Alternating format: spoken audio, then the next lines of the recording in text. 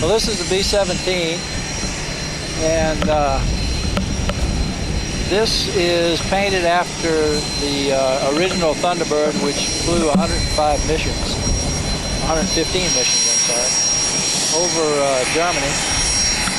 And we have had this airplane since 1988 at the Lone Star Flight Museum.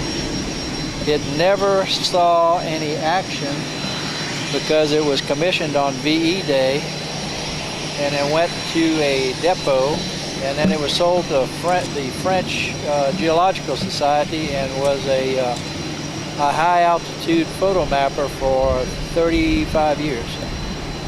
And it was retired, and then a British collector bought it, and the benefactor of the Lone Star Flight Museum found it and bought it. And we sent a crew over there. Unfortunately, I wasn't on it, but there was a crew that went over there and they put it back together and flew it back home from England. And it was a historic flight because it was the last B-17 to come back across the Atlantic.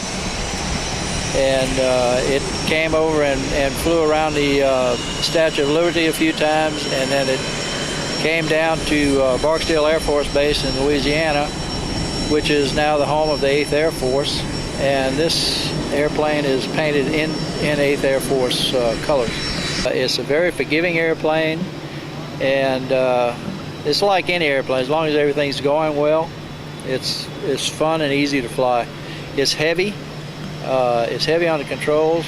There's no hydraulics. It's all cables and pulleys. As far as riding in the airplane today, a few things. This is not a modern airliner. It's not real roomy. There's no air conditioning, except when the windows are open.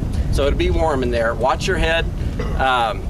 There's low clearance everywhere, so anytime you go through a doorway, just duck your head down and go slow, because you will probably hit your head a couple of times.